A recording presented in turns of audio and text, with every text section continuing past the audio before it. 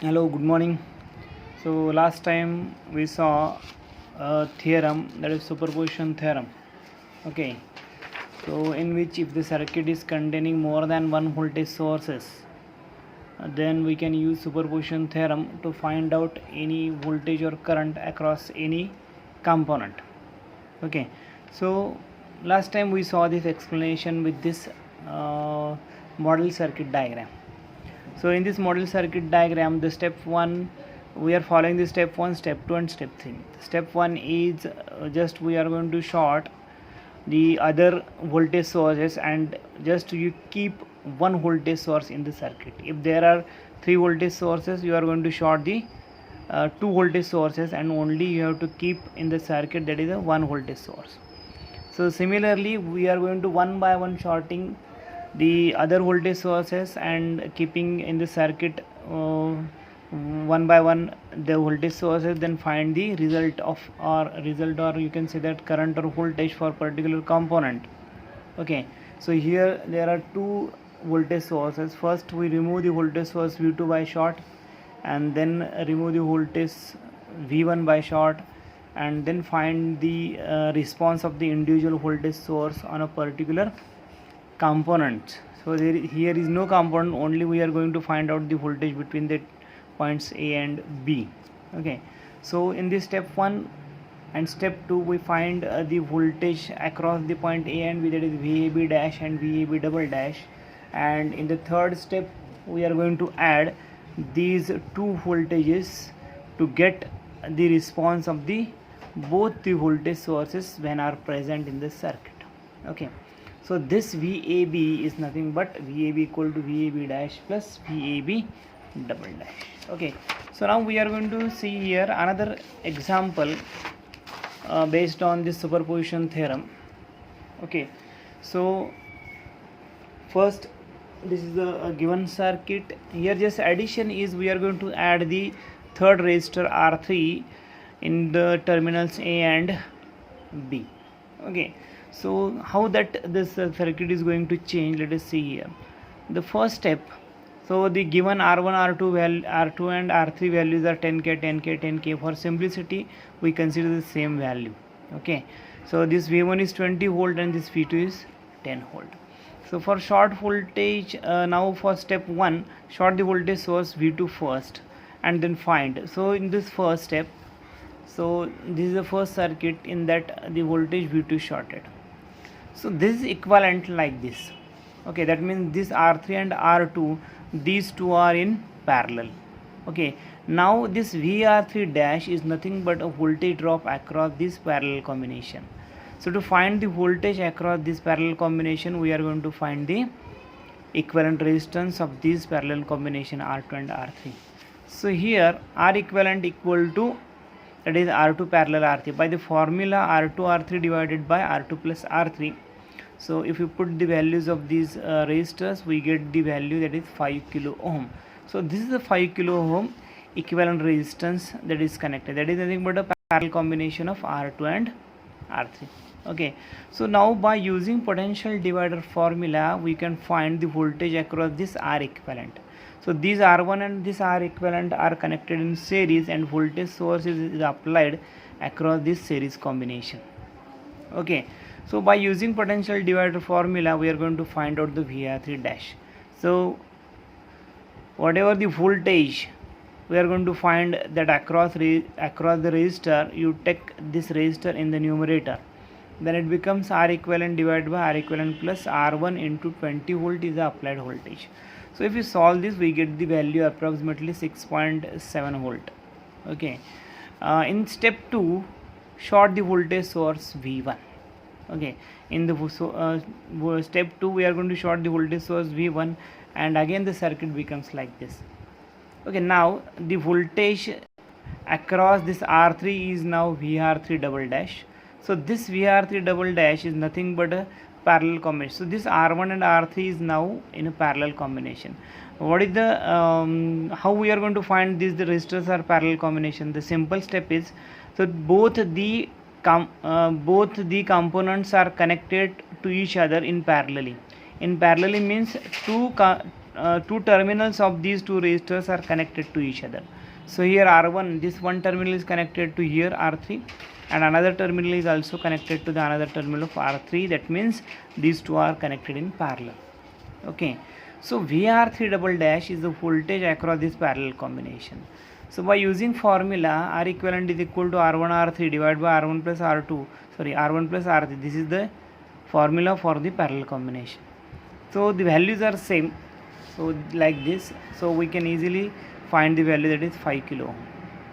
Okay, so this is 5 kilo ohm and this R2 is also 10 kilo ohm. It's just like a same, but the voltage source is different. Here is 20 volt, here is 10 volt. Okay, this V2 is 10 volt.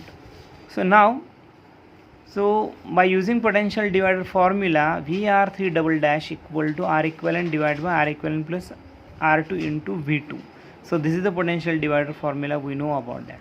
So this 5k divided by 15k into 10, that is equal to 50 divided by 15, that is 3.3 volt. You get the 3.3 volt. So according to superposition theorem, this step 3 is the sum of the algebraic sum of the voltages produced by each voltage source individually. Okay, so according to this statement, we are going to add this VR3 dash and VR3 double dash. So VR3 equal to VR3 dash plus VR3 double dash. So therefore we get approximately it is a 10 volt. Okay, so this is a 10 volt voltage drop by these two voltage sources when V1 and V2 are connected in a circuit. Okay, so this is the simple procedure for the superposition theorem. By using this, we are going to find the voltage across any combination. So you can find the voltage across R1, R2 by using the same. Okay, so this is the superposition theorem. So these two model circuits we are going to study here. Okay, so there is another theorem which is Thevenin's theorem. Let us see the next theorem, that is the Thevenin's theorem.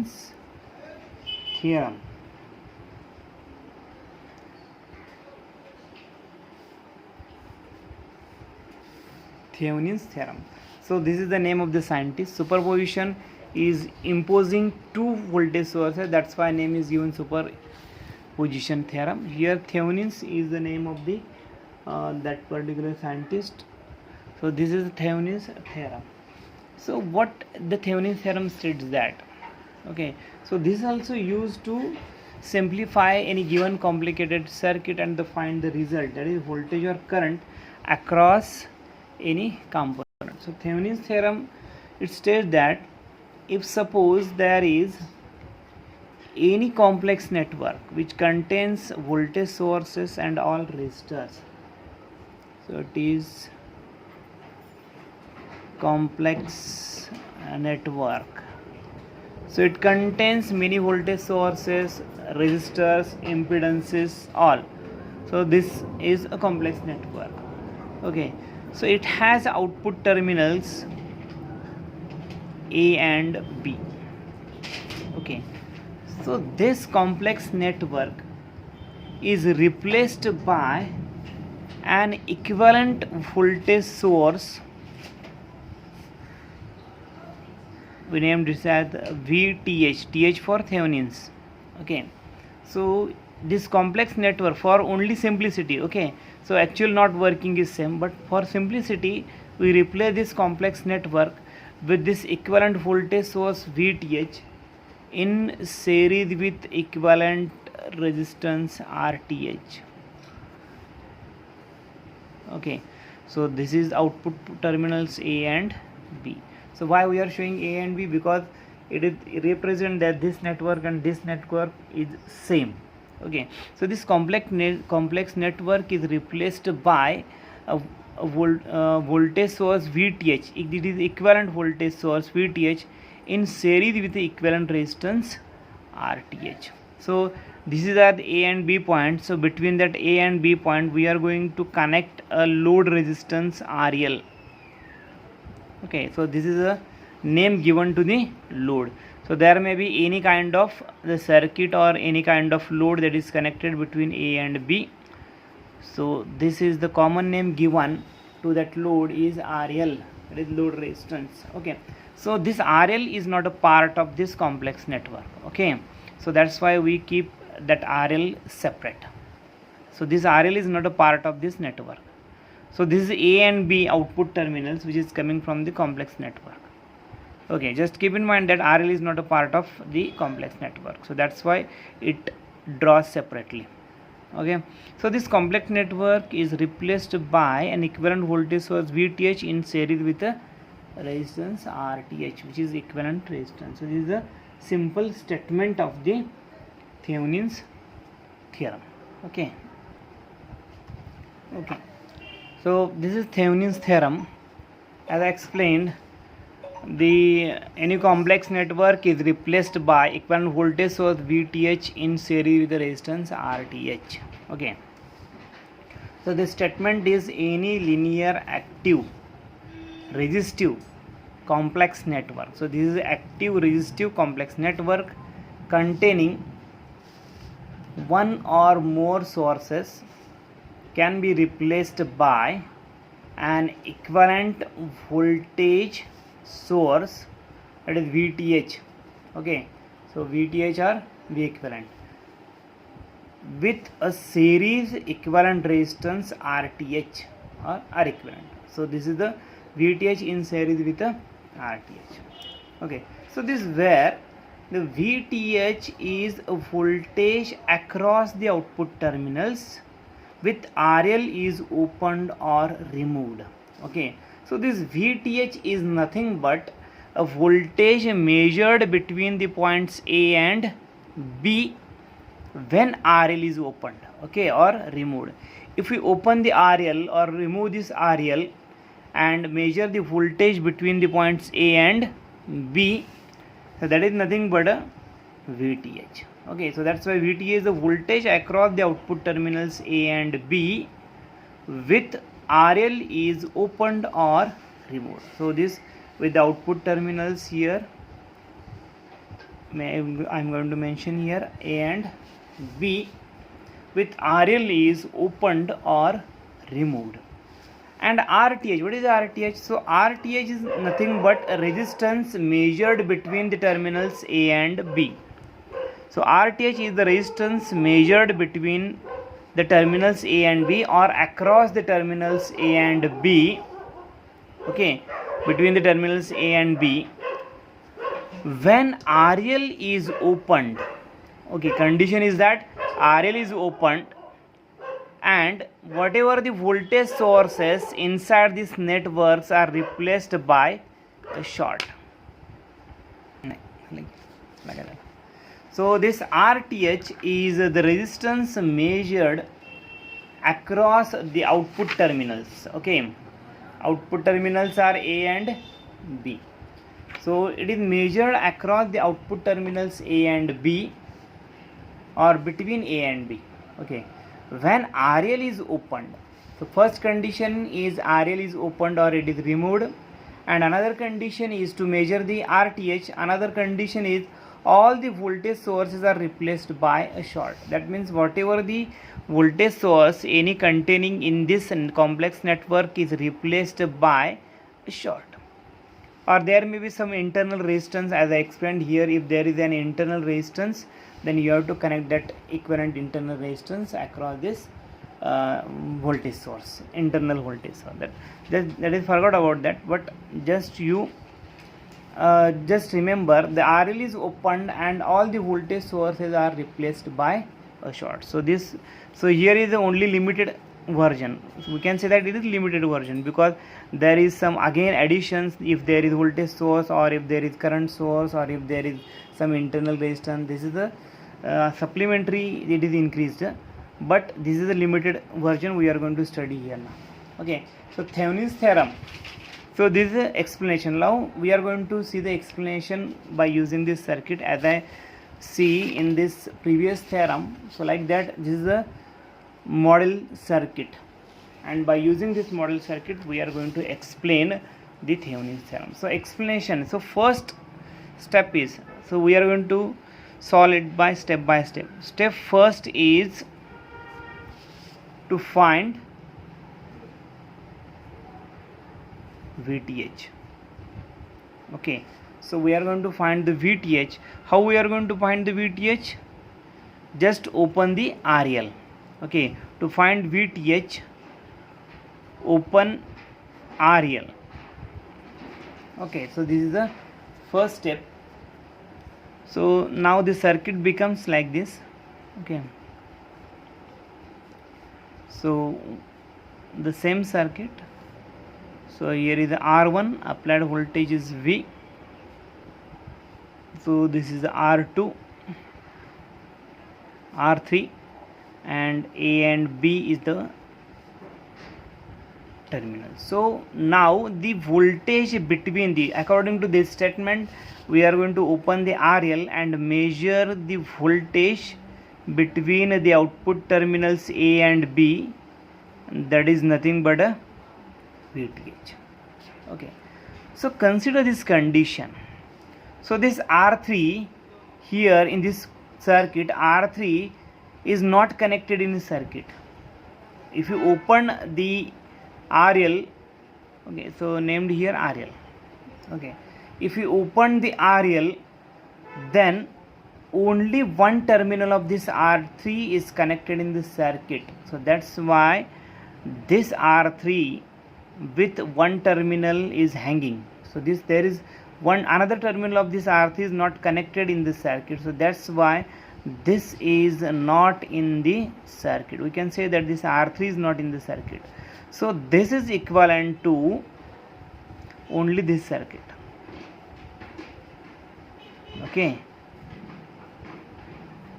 so this is equivalent to only this circuit, V, R1 and R2,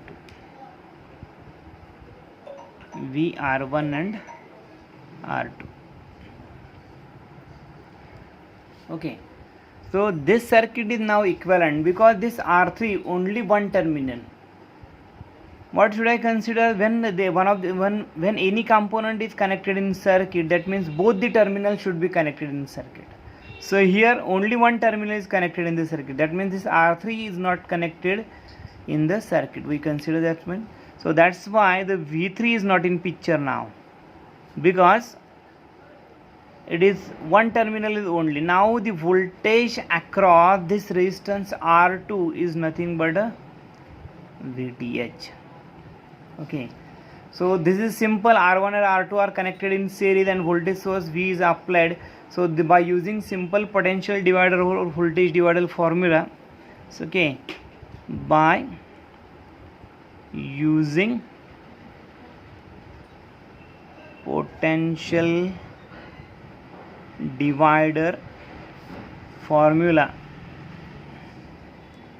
Okay, so this simple circuit now. So these R1 and R2 are connected in circuit. So voltage across R2 is nothing but a VTH. So therefore VTH equal to, by using formula, R2 divided by R1 plus R2 into V. So this is nothing but a VTH. Now in step 2, okay, so this is step 1. Now in step 2, okay, now in step 2 we are going to find so we are going to find the RTH. So to find RTH, what is the condition to find RTH? Open RL. Okay, first thing is open RL, and another adjustment we require, that is replace voltage source by short. Okay, and short voltage source. So this is the condition to find the RTH. To find RTH, open RL and short voltage source. So this is statement given. Okay, so the circuit becomes now, so we are going to short the voltage source V, R1 R2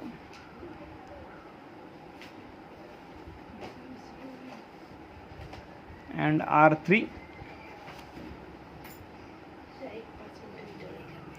So this is point A and this point B. So this RTH is nothing but the resistance between the terminals A and B. Okay, so we make an adjustment, voltage source is shorted and make RL open. Now the resistance between these terminals A and B, if we measure the resistance, that is nothing but a RTH.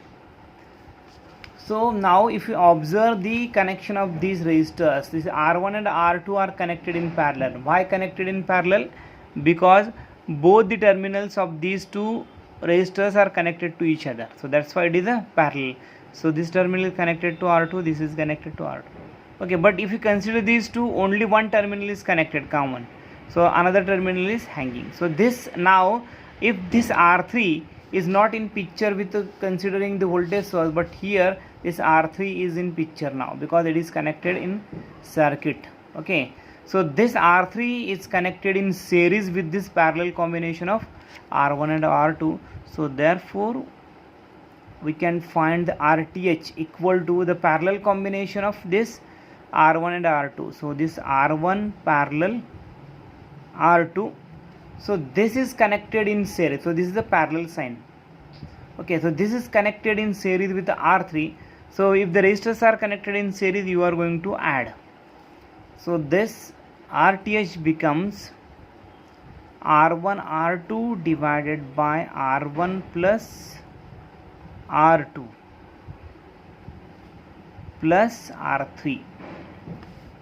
So by using this formula, parallel combinations, to find the equivalent resistance, there is a direct formula R1 R2 for two resistors only. If there is three, the formula gets changed. Okay, so for only two resistors, if the two resistors are connected in parallel, then we are going to find out the equivalent resistance across the parallel combinations is R1 R2 divided by R1 plus R2, and this R3 is connected in series. So the resistance between this A and B is nothing but addition of these two. So therefore we get add R3. So this is the equivalent resistance RTH. Now in step 3,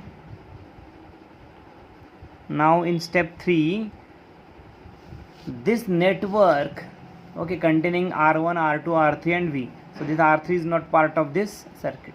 So containing this network is replaced by a simple equivalent voltage source VTH in series with the resistance RTH. Okay, so this is the equivalent, Thevenin's equivalent. So we write here step 3 is Thevenin's equivalent circuit. Okay, so here A and B, and now this resistance RL as it is connected in between this A and B. So this is the equivalent circuit of Thevenin's. Okay, so this Thevenin's equivalent circuit. So this VTH is nothing but finding by this, and this RTH is nothing but from this equation. Okay, so why we are going to solve this? This total complicated network is converted into the simple network. Okay, so this is the Thevenin's equivalent circuit. So why we are going to solve this complicated network into this simple? Okay, so because we are going to find the voltage across RL easily. If the circuit is given and the problem is solve the voltage across RL or find the voltage across RL and current flowing through this RL, that is IL, theoretically, okay, then it becomes too complicated. So that's why we simplify the circuit first, and then we can easily find out the voltage across this RL, that is VL. Okay, so we get the simplified circuit now. So this RTH and RL are connected in series. So we know the potential divider formula. So by using that potential divider formula, we are going to find the voltage across RL, that is VL, by potential, because these two are connected in series. Now it becomes simple circuit now. So this RL divided by RL plus RTH, TH for Thevenins. Okay, so the voltage across RL we are going to find. So this, take this RL into numerator, RL divided by RL plus RTH into the voltage source VTH. Okay, so VL equal to RL divided by RL plus RTH into applied voltage source VTH. So we can easily find. So now how we are going to find the current flowing through this RL, that is IL. So you know the voltage, you know the RL. So therefore by using Ohm's law we can find IL equal to VL by RL. So this is the extra calculations we need to find the voltage across RL and current flowing through the RL. So this is the Thevenin's theorem. So this is the answer of the question, state and explain the Thevenin's theorem. Okay, so this is nothing but your notes, the state and explain the Thevenin theorem. So this is just you have to write down this one and explain this one by using the model circuit. Okay, so just you have to write by stopping these videos in middle and just write down the steps like this. Okay, so you can stop the videos and write down these notes from the video. Okay, so now we are going to stop now.